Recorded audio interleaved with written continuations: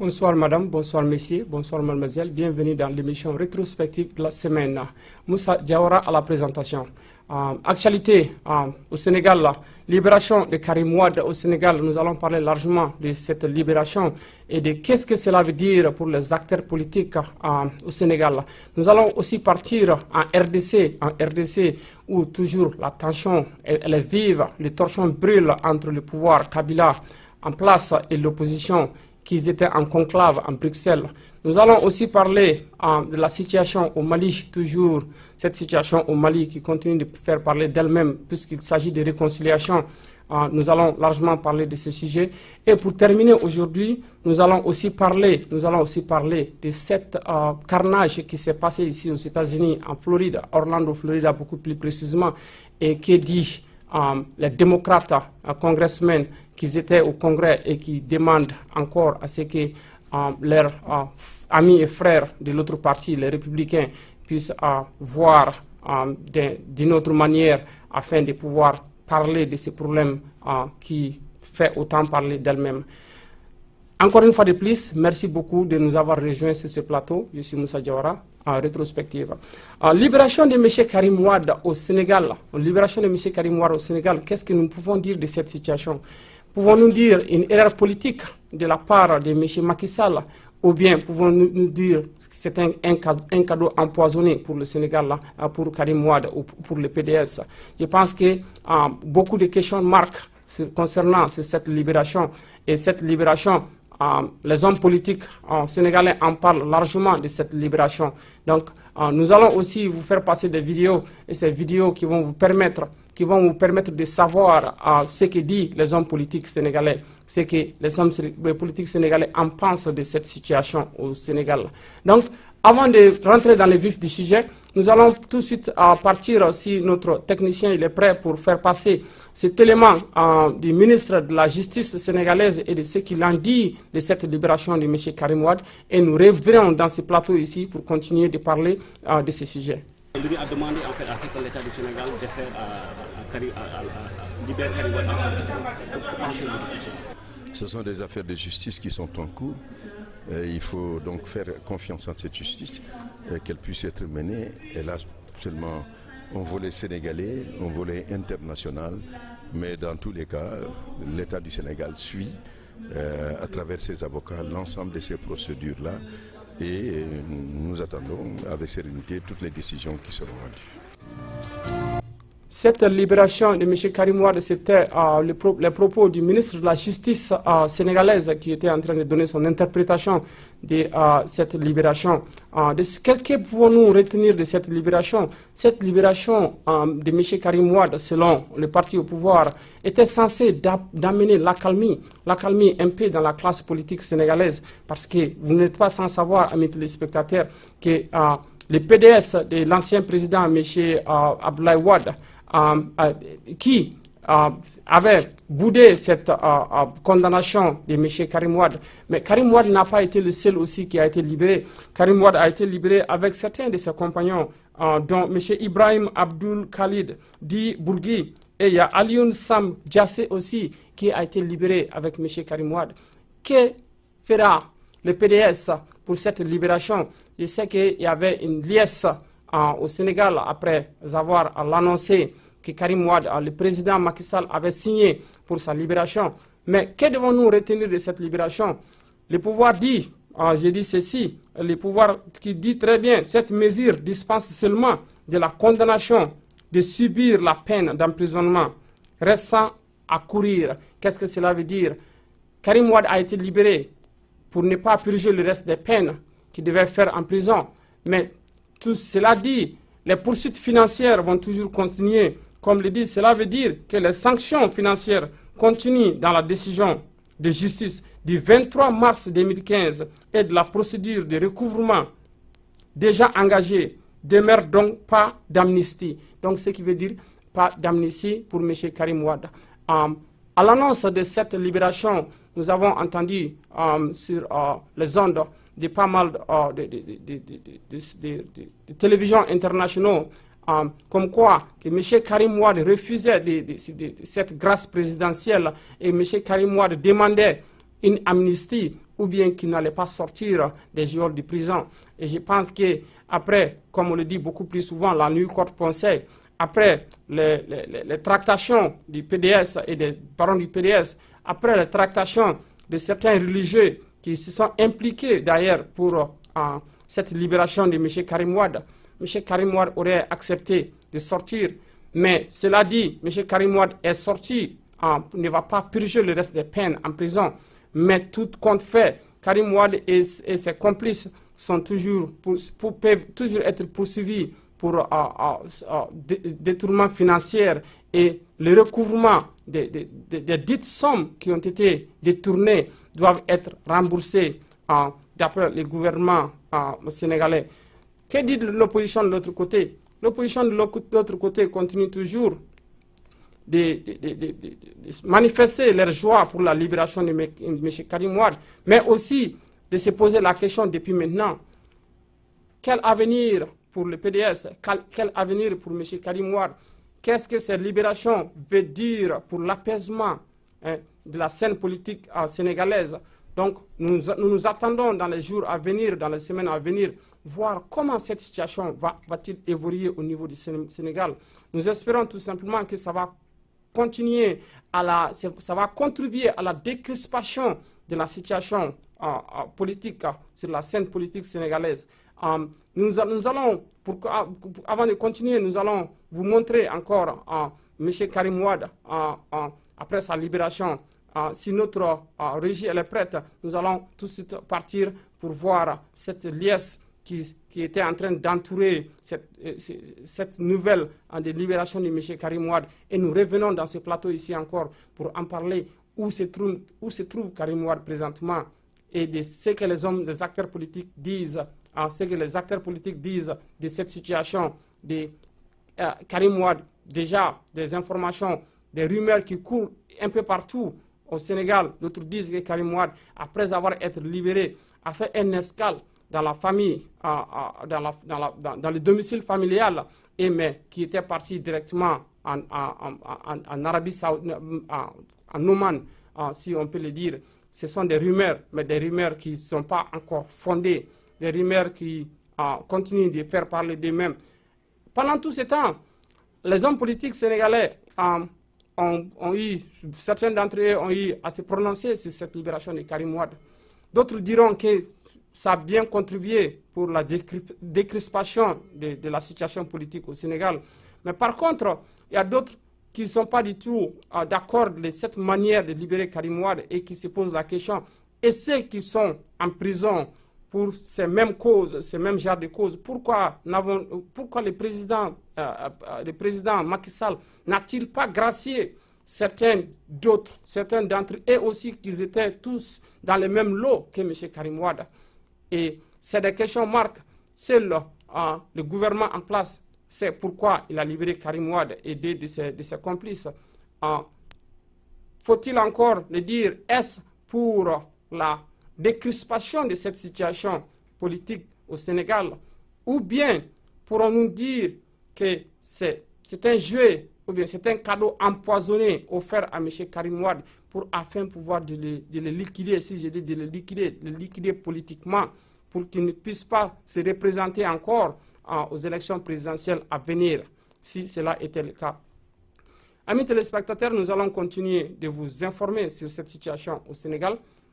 Nous allons nous rassurer que cette situation de M. Karim Wade, du PDS et du parti au pouvoir, que ce feuilleton va contribuer à la décrispation, comme certains acteurs politiques sénégalais l'ont très bien dit, va contribuer à la décrispation de la situation politique au Sénégal et va aussi encourager l'opposition et le pouvoir en place afin de pouvoir regarder dans la même direction pour le bien-être du peuple sénégalais.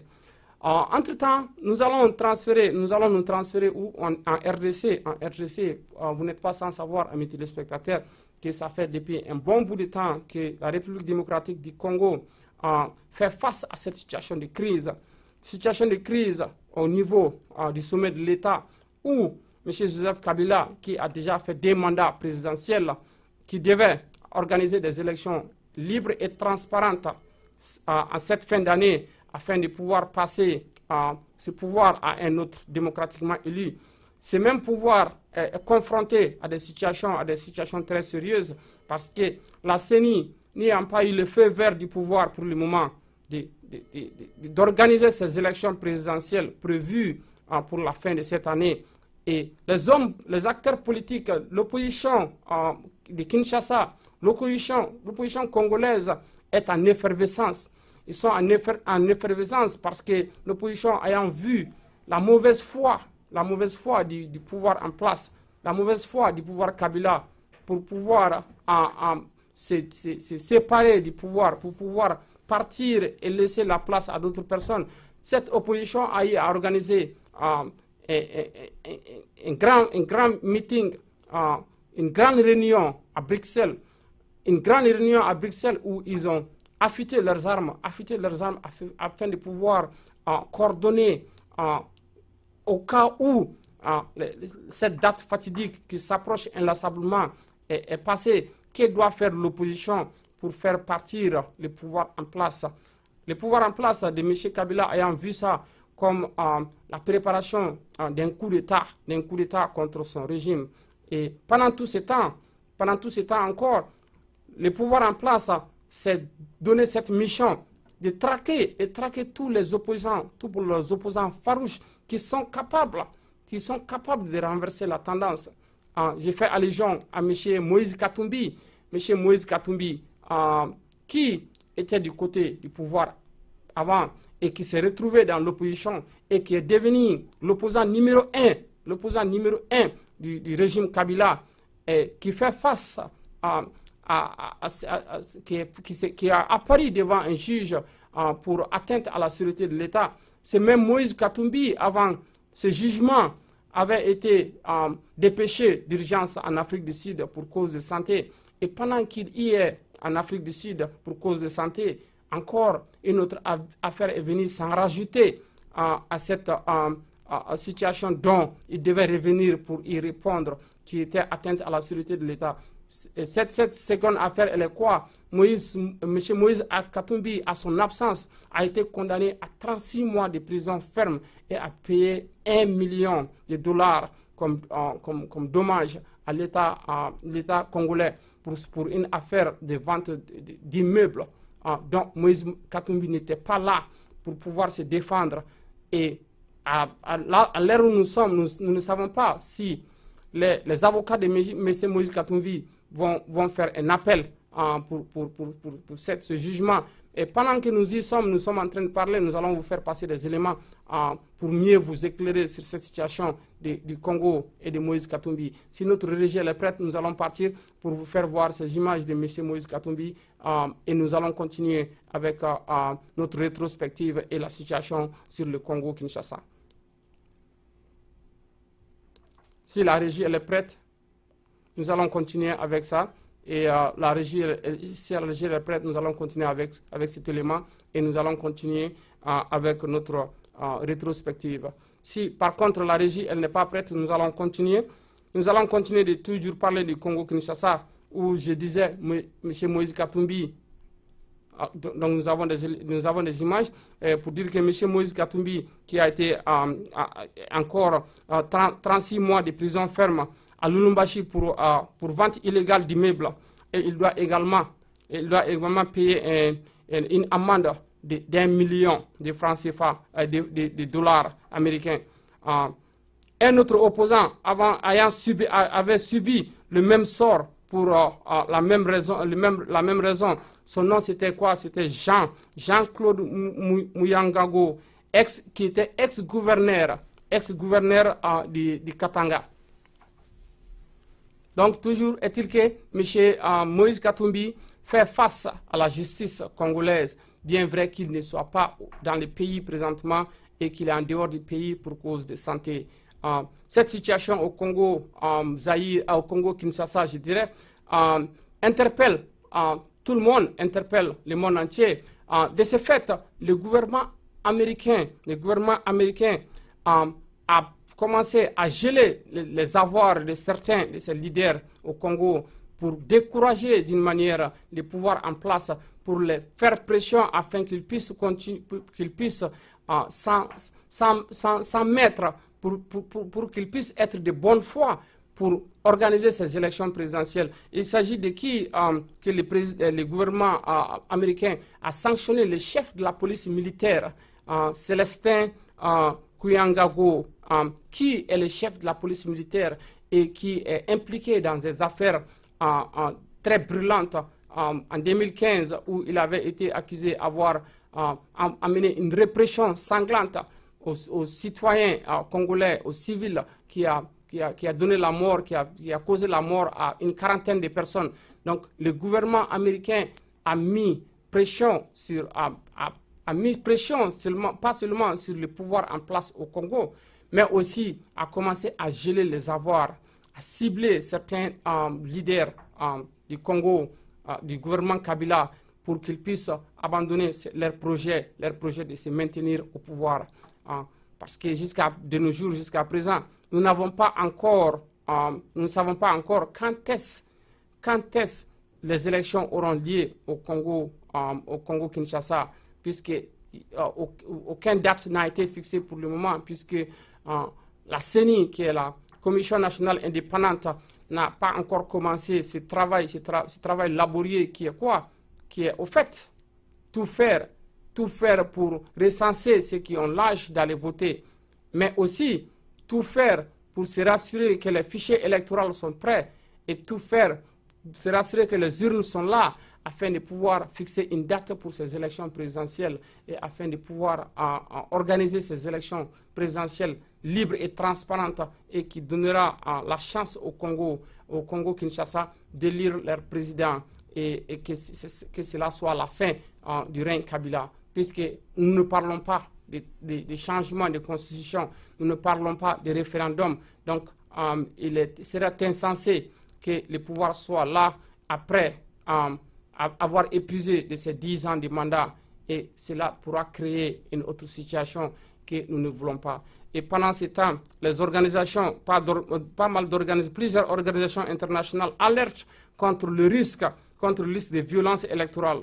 Ce qui veut dire que, n'ayant pas fait les élections, nous pouvons nous attendre à cette violence électorale. Et ayant fait les élections dans la précipitation aussi, pourra conduire ce peuple congolais qui en a autant souffert pour encore faire face à ces violences électorales. Donc pour éviter cela, nous dirons tout simplement que le gouvernement en place de Kabila doit trouver les voies et moyens, pas seulement de discuter avec l'opposition, mais aussi d'être de foi pour pouvoir organiser ces élections et afin de pouvoir passer à une transition qui pourra amener le bonheur du peuple congolais. L'opposition, déjà en conclave en Bruxelles, ont parachevé leurs réunions et ont leur plan d'action. Et ce plan d'action n'a pas été révélé au gouvernement Kabila de Kinshasa.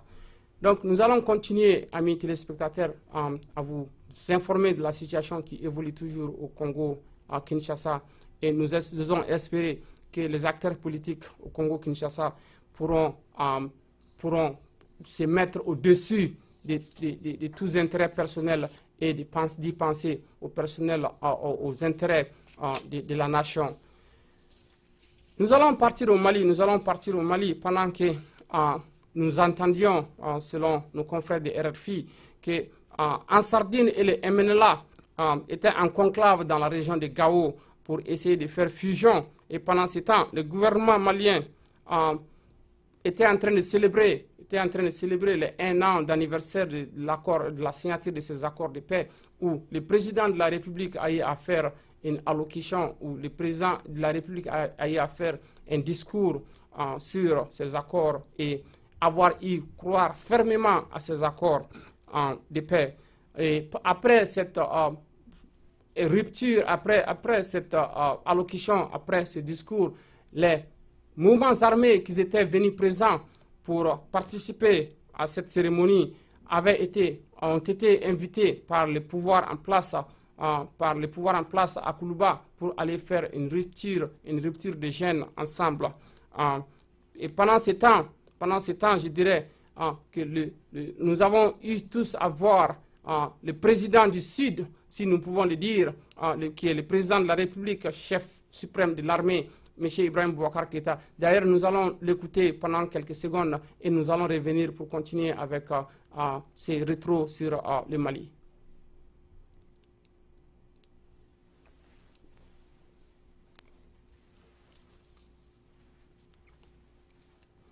De ce peuple éternel, ce jour soit quand même, est quand même une empreinte indélébile sur cette histoire et qu'il ouvre des perspectives à toute la nation malienne. Nous nous réjouissons de ce que nous ayons pu apporter notre contribution.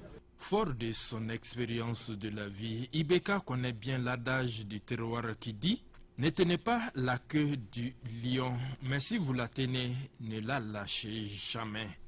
C'est l'expérience politique selon laquelle l'obstination est le chemin de la réussite. Toute chose en harmonie avec la philosophie du mois béni de Ramadan qui veut que notre seul langage soit oui, oui ou non, non. Car on le sait, ce qu'on y ajoute vient du malin.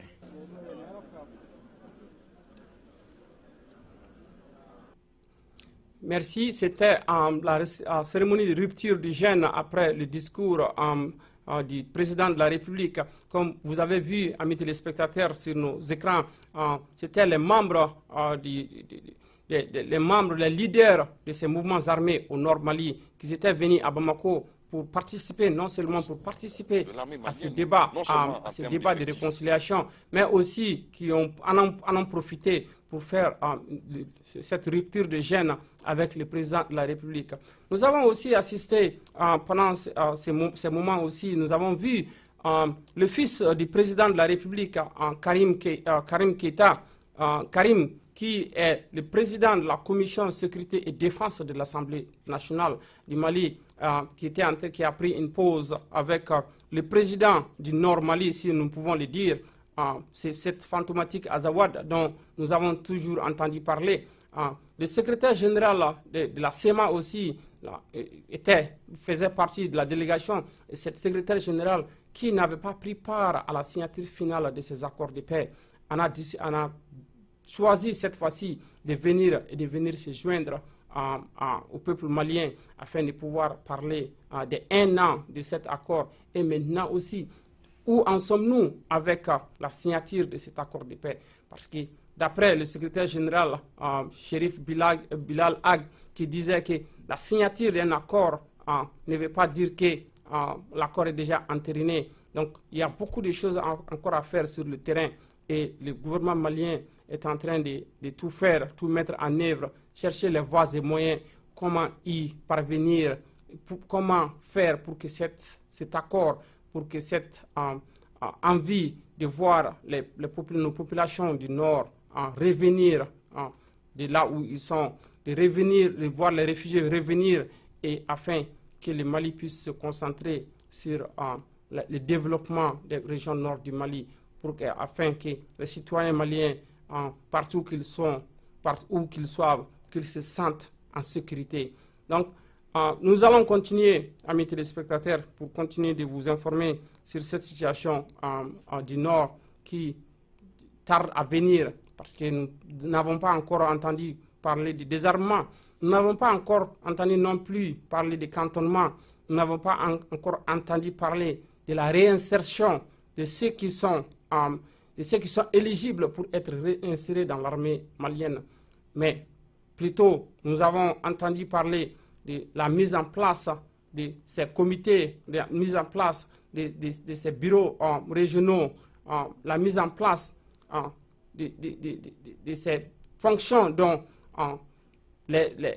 l'accord a prévu pour le Nord. Certaines de ces mises en place sont d'actualité, mais leur mise en place effective, l'application effective de ces accords, toujours continue d'être une polémique entre le pouvoir et entre les groupes armés du Nord Mali.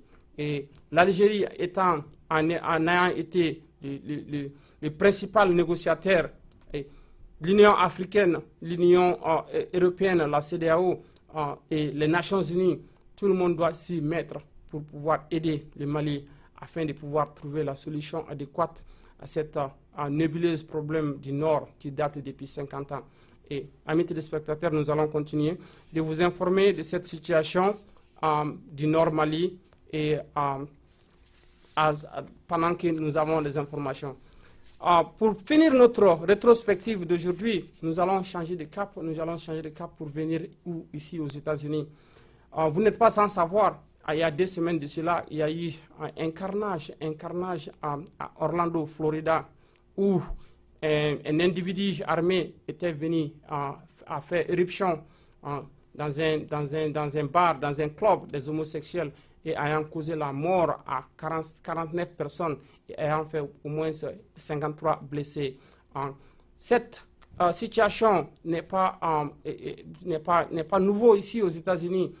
Nous avons, ça fait depuis quelques années, nous assistons chaque fois à voir infortunément ce genre de situation où il y a des prises d'otages dans les établissements scolaires ou universitaires, où il y a des prises d'otages dans les établissements primaires, où des gens qui, sans foi ni morale, font éruption pour tuer le maximum de gens possible pour quelque cause dont tout le monde ignore. Je pense que cette fois-ci, c'était une première depuis les événements de septembre 2011 où il y avait eu le World Trade Center qui avait été attaqué, où l'Amérique même avait été attaquée. C'est une première depuis pour voir ce nombre aussi élevé qui est arrivé à 49 personnes. Nous avons l'habitude de voir des 26 personnes, des 30 personnes, mais jamais le niveau n'était arrivé à 49 personnes. Et cela a interpellé encore une fois de plus le gouvernement américain, les sénateurs américains, les députés américains, les congressmen américains, pour une fois de plus encore parler de la situation, de la libre circulation des armes et du contrôle, la libre circulation des armes et du contrôle de qui peut se procurer une arme et qui peut ne pas se procurer une arme. Et ce débat a été très houlé et ce débat continue d'être très houlé entre les candidats pour l'élection présidentielle à venir, Hillary Clinton et Donald Trump. Mais aussi, il y a eu des échanges entre le président de la République des États-Unis, M. Barack Obama, qui a fait une conférence de presse à la Maison-Blanche et qui avait donné son point de vue sur cette situation qui continue de perdurer. Parce que de quoi s'agit-il? Il s'agit tout simplement pour les démocrates que les républicains, les congressmen républicains, que les députés républicains acceptent de s'asseoir et de discuter de comment contrôler la libre circulation des armes et de comment contrôler qui doit se procurer une arme et qui ne peut pas se procurer une arme. Et nous savons tous que ce débat est tabou avec les républicains parce que les républicains ne veulent pas tout simplement entendre parler ou bien faire quoi qu'il en soit pour changer leurs lois, pour changer les lois sur les armes à feu ici aux États-Unis. Et en tant que ce débat n'est pas un débat franc, en tant que ce débat n'aura pas lieu entre les Américains, entre les démocrates, entre les républicains, nous allons toujours continuer de voir ce genre de situation. De ce fait, les démocrates ont choisi d'utiliser une manière de non-violence qui était quoi? Comme vous le voyez sur nos écrans, ils étaient venus tout simplement s'asseoir à terre au Congrès pour dire qu'ils ne vont pas y bouger en tant que leurs frères républicains ne vont pas accepter de s'asseoir ou bien qu'on parle de la circulation des armes et de tout faire pour que ces armes-là ne soient pas dans la main des gens qui n'ont pas droit à avoir ces armes dans leurs mains. Donc, encore, le débat a été très houlé. Le débat a été très houlé et les congressmen républicains toujours continuent de rejeter cette idée de s'asseoir et de discuter de comment les armes doivent circuler ici aux États-Unis, de comment qui doit s'en procurer une arme ou pas. Parce qu'il parle de la violation de la Constitution américaine en interdisant à certaines personnes de pouvoir se procurer des armes ou bien de pouvoir payer des armes. Donc, cette situation, nous allons continuer de la monitoriser et le Congrès, il est parti en vacances jusqu'au 4 avril, jusqu'au 4 juillet, je dirais, je m'excuse, le 4 juillet, tout en sachant que c'est la fête d'indépendance ici aux États-Unis. Donc, nous nous attendons à les revoir revenir après le 4 juillet pour encore en savoir si réellement cette situation sera un débat franc au niveau des républicains et des démocrates, que ce soit un débat franc au niveau des citoyens de la classe politique américaine pour y trouver une solution à ce fléau qui continue d'endeuiller autant de familles, qui continue de blesser autant de gens. Donc, amis téléspectateurs, vous étiez avec moi, rétrospective, aujourd'hui, ce vendredi 24 juin 2016. Nous nous retrouverons encore le vendredi prochain, si tout va très bien. Et je profite de l'occasion pour souhaiter un très bon mois de Ramadan à tous les musulmans du monde entier qui sont en train d'observer le mois de Ramadan. Et nous nous retrouverons la semaine prochaine. Je vous dis tout simplement bon début de week-end et bonsoir.